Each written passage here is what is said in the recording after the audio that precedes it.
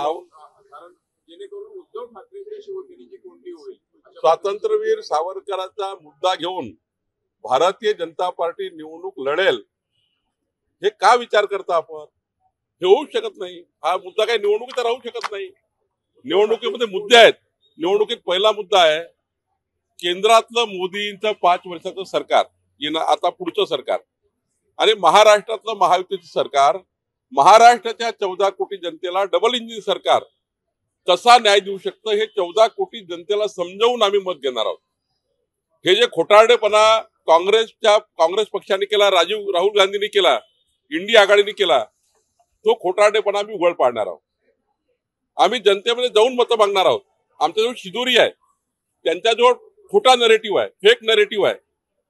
महाविकास आघाडी रोज खोटं बोलतो, पण आमची महायुती जनतेला कन्व्हिन्स करून मोठ्या प्रमाणावर योजना तयार करता आहे आणि आम्ही विकासाच्या माध्यमातून मतं घेऊ.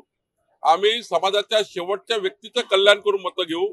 डबल इंजिनच या महाराष्ट्राचं भलं करू शकतं. महायुती आणि एनडीए आणि महाविकास आघाडी महाराष्ट्राचं नुकसान करेल. महाविकास आघाडीला मत देणं म्हणजे महाराष्ट्राच्या जनतेचं नुकसान करणं आहे. कारण हे जर आले महाविकास आघाडीचे लोक ते साऱ्या योजना बंद पाडतील आणि त्यामुळं आमच्याकडे शिदोरी आहे ती मतदाराकडे घेऊन जाऊ. आंदोलन सुरू आहे. दानवे असं म्हणतात की तुम्हीच पाठवलेली लोक आहेत जाणीवपूर्वक सीन क्रिएट करायची. आम्हाला असं करायची गरज पडत नाही. कारण मराठा समाज हा वेगवेगळ्या संघटना आरक्षणाची मागणी करतात आणि मराठा समाजाची संघटना किंवा समाजाचे जे प्रतिनिधी गेले असतील उद्धव ठाकरेला भेटायला, तर उद्धव ठाकरेंचं पहिलं काम होतं की त्या समाजाच्या कोणत्या पक्षाच्या आहे, कोणत्या घटकाच्या आहे हे न विचार करता उद्धव ठाकरेंनी तात्काळ त्यांना भेटायला पाहिजे होतं. ते का भेटले नाही याचं कारण स्पष्ट आणि स्वयंस्पष्ट आहे. उद्धव ठाकरे हे मराठा आरक्षणाचे खरे मारेकरी आहेत. जेव्हा देवेंद्रजीच्या सरकारमध्ये मराठा आरक्षण दिलं गेलं तेव्हा हायकोर्टमध्ये आणि सुप्रीम कोर्टमध्ये मराठा आरक्षण टिकलं. पण उद्धव ठाकरे सरकार आल्यानंतर सुप्रीम कोर्टमध्ये मराठा समाजाचं सामाजिक आणि आर्थिक मागासले पण ज्या पद्धतीने मांडायला पाहिजे ते मांडलं गेलं नाही. सुप्रीम कोर्टमध्ये जेव्हा अंतिम केस सुरू होती तेव्हा उद्धव ठाकरे सरकार झोपलं होतं. 2 उत्कृष्ट चांगले वकील लावले असते आणि मांडलं असतं, मांडणी केली असती तर मराठा आरक्षण गेलं नसतं. जे मराठा आरक्षणाचे मारेकरी आहेत ते लोकांना का भेटतील? त्यांना लोकांना भेटायला त्या ठिकाणी काही तर नाक पाहिजे.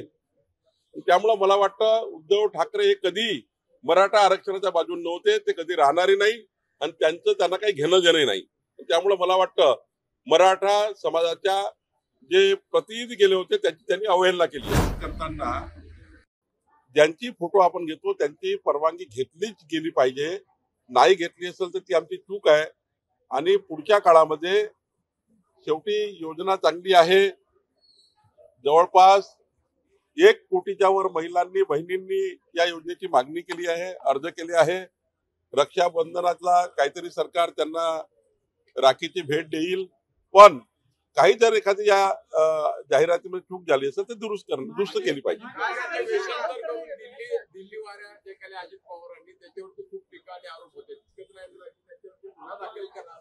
मला वाटतं अजितदादांनी योग्य पद्धतीने सांगितलं आहे. आणि हे नौटंकीबाज जे आहे, सकाळी 9 वाजता झोपून उठतात, कसं आहे हे नौटंकीबाज आहे. हे स्वतः त्या ठिकाणी इतके नौटंकी करतात सकाळी झोपून उठून. अजितदादांनी